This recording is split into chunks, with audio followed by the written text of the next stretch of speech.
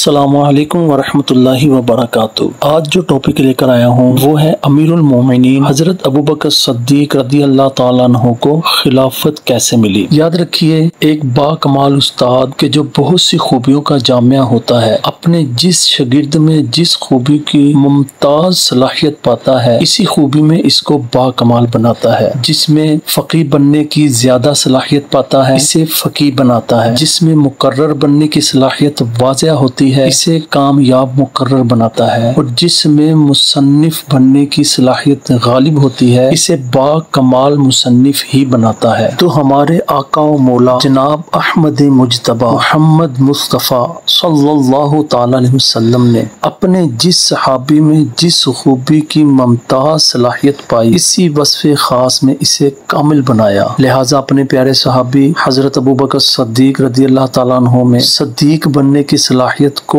واضح طور پر محسوس فرمایا، تو اسی وصف میں ان کو ممتاز و کامل بنایا۔ اور صدیق ہونا ایسا وصف ہے جو بہت سی خوبیوں کا جامع ہے، اور اس وصف خاص کے سب سے زیادہ مستحق صرف ابوبکر صدیق رضی اللہ تعالیٰ عنہ کی ذات گرامی تھی، اس لیے وہ اس سے سرفراز فرمائے گئے۔ اصدق الصادقین سید المتقین، چشم و گوش وزارت پر لاکھوں سلام۔ آپ کی خلافت، آپ رضی اللہ تعالیٰ عنہ خلیفہ کیسے بنے؟ آقا دو عالم نور مجسم صلی اللہ تعالیٰ علیہ وسلم کی وفات کے بعد یہ سوال پیدا ہوا کہ ان کا نائب اور خلیفہ کس کو مقرر کیا جائے۔ حدیث شریف کی مشہور کتاب سنن بحقی میں حضرت ابو سعید خدری رضی اللہ تعالیٰ عنہ روایت کرتے ہیں کہ خلافت کے معاملہ کو حل کرنے کے لیے صحابہ کرام رضوان اللہ تعالیٰ علیہم اجمعین حضرت سعد بن عبادہ رضی اللہ تعالیٰ عنہ کے مکان میں جمع ہوئے، جن میں حضرت ابوبکر صدیق، حضرت عمر فاروق اعظم اور دوسرے بہت سے اجلا صحابہ رضوان اللہ تعالی علیہم اجمعین موجود تھے۔ سب سے پہلے ایک انصاری کھڑے ہوئے اور انہوں نے لوگوں سے اس طرح خطاب کیا کہ اے مہاجرین، آپ لوگوں کو معلوم ہے کہ جب رسول اللہ صلی اللہ تعالی علیہ وسلم آپ حضرات میں سے کسی شخص کو کہیں کا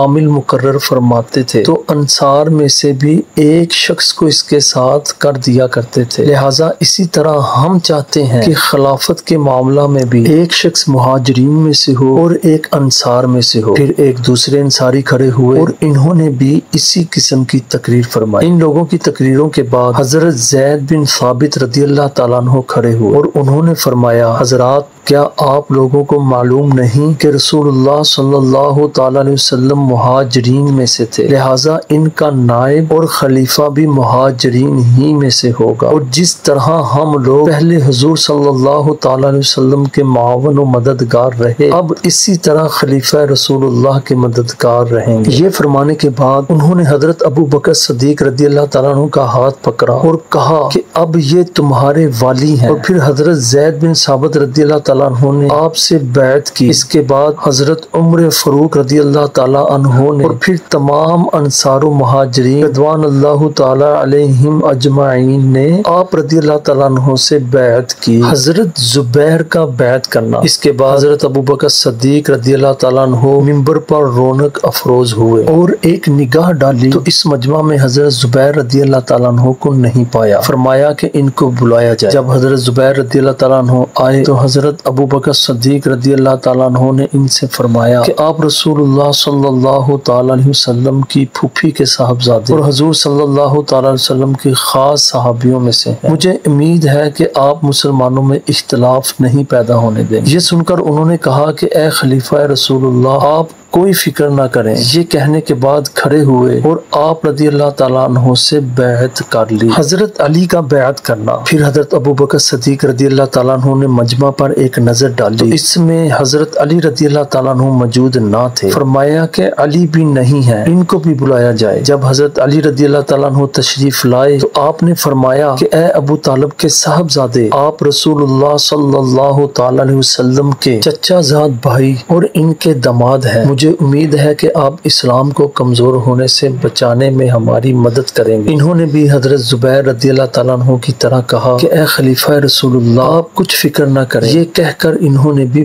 بیعت کر لی۔ مدارج النبوہ میں ہے کہ حضرت علی رضی اللہ تعالیٰ عنہ نے فرمایا رسول اللہ صلی اللہ تعالیٰ علیہ وسلم نے آپ کو آگے بڑھایا تو پھر کون شخص آپ کو پیچھے کر سکتا ہے۔ حضرت علی رضی اللہ تعالیٰ عنہ کے اس فرمان میں اس واقعہ کی جانب اشارہ ہے جو سرکار اقدس صلی اللہ تعالیٰ علیہ وسلم نے اپنی علالت کے زمانہ میں حضرت ابوبکر صدیق رضی اللہ تعالیٰ عنہ کو آگے بڑھایا اور آپ ہی کو تمام صحابہ کرام علیہ رضوان کا امام بنایا۔ یہاں تک کہ ابن زمعہ کی حدیث میں ہے کہ رسول اللہ صلی اللہ تعالیٰ علیہ وسلم نے لوگوں کو حکم فرمایا کہ وہ ابو بکر کے پیچھے نماز پڑھیں، مگر اتفاق سے اس وقت حضرت ابوبکر صدیق رضی اللہ تعالیٰ عنہ موجود نہ تھے تو حضرت عمر رضی اللہ تعالیٰ عنہ آگے بڑھے تاکہ وہ لوگوں کی نماز پڑھائیں، لیکن حضور صلی اللہ تعالیٰ علیہ وسلم نے فرمایا نہیں، اللہ اور مسلمان ابو بکر ہی سے راضی ہیں، وہی لوگوں کو نماز پڑھائیں گے۔ بہرحال اس طرح حضرت ابو بکر صدیق رضی اللہ تعالیٰ عنہ کو متفقہ طور پر خلیفہ تسلیم کر لیا گیا اور کسی نے اختلاف نہیں کیا، اور اللہ کے محبوب دانائے غیوب جناب احمد مجتبی محمد مصطفیٰ صلی اللہ تعالیٰ علیہ وسلم کا فرمان حرف با حرف صحیح ہوا کہ میرے بعد خلافت کے بارے میں خدا تعالیٰ اور مومنین ابو بکر صدیق رضی اللہ تعالیٰ عنہ کے علاوہ کسی کو قبول نہ کریں گے، اور حضور صلی اللہ تعالیٰ علیہ وسلم کا فرمان کیوں نہ صحیح ہو کہ وہ اللہ کے پیارے محبوب صلی اللہ تعالیٰ علیہ وسلم ہے۔ ندی کا بہتا ہوا دھارا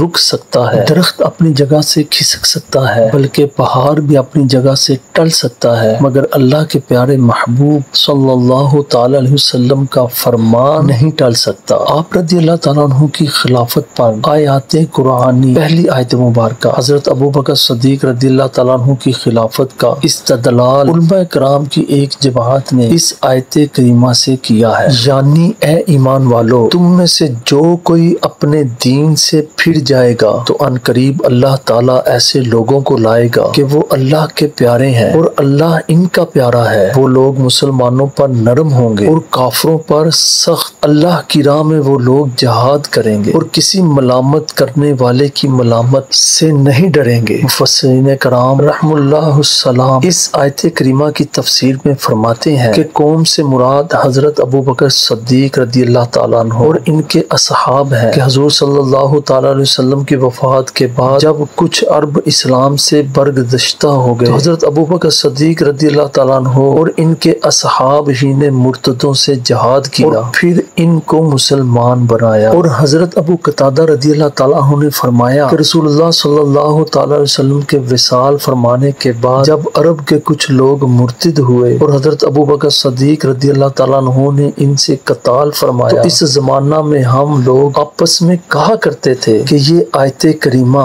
حضرت ابوبکر صدیق رضی اللہ تعالیٰ عنہ اور ان کے اصحاب ہی کی شان میں نازل ہوئی ہے۔ آپ رضی اللہ تعالیٰ عنہ کی خلافت پر دوسری آیت مبارکہ پارہ 26 رکوع 10 میں ہے، یعنی ان گمواروں سے فرماؤ جو کہ پیچھے رہ گئے کہ ان قریب تم ایک سخت لڑائی والی قوم کی طرف بلائے جاؤ گے کہ ان سے لڑو یا وہ مسلمان ہو جائیں۔ حضرت صدر الفاضل مولانا سید محمد نعیم الدین صاحب مراد آبادی رحمت اللہ تعالی علیہ اس آیت کریمہ کی تفسیر میں تحریر فرماتے ہیں کہ جن سے حضرت ابوبکر صدیق رضی اللہ تعالیٰ عنہ نے جنگ فرمائی، اور ایسا ہی طبرانی میں زہری سے مروی ہے۔ اسی لیے حضرت ابن ابی حاتم اور ابن قتیبہ رحمت اللہ تعالی علیہم فرماتے ہیں کہ یہ آیت کریمہ حضرت ابوبکر صدیق رضی اللہ تعالیٰ عنہ کی خلافت پر حجت اور واضح دلیل ہے، اس لیے کہ آپ رضی اللہ تعالیٰ عنہ ہی نے مرتدوں سے قتال کی طرف دعوت دی۔ اور حضرت شیخ ابو الحسن اشعری رحمت اللہ تعالی علیہ کہتے ہیں کہ میں نے ابو عباس بن شرح رحمت اللہ تعالی علیہ کو یہ فرماتے ہوئے سنا ہے کہ حضرت ابوبکر صدیق رضی اللہ تعالیٰ عنہ کی خلافت قرآن کریم کی اس آیت سے ثابت ہے، اس لیے کہ تمام علماء کرام کا اس بات پر اتفاق ہے کہ اس آیت کریمہ کے نازل ہونے کے بعد جن لوگوں نے کہ زکوٰۃ ادا کرنے سے انکار کر دیا، یعنی ان کی فرضیت کے منکر ہو گئے تھے، اور جو لوگ کے مرتد ہو گئے تھے، صرف حضرت ابوبکر صدیق رضی اللہ تعالیٰ عنہ نے لوگوں کو ان سے قتال کی دعوت دی اور ان سے جنگ کی۔ لہٰذا یہ آیت کریمہ آپ کی خلافت پر دلالت کرتی ہے اور آپ کی اطاعت کو لوگوں پر فرض کرتی ہے، اس لیے کہ اللہ تعالیٰ نے آیت کریمہ کے آخر میں واضح الفاظ کے ساتھ فرما دیا ہے کہ جو کوئی ان کو نہیں مانے گا وہ دردناک عذاب میں مبتلا ہوگا۔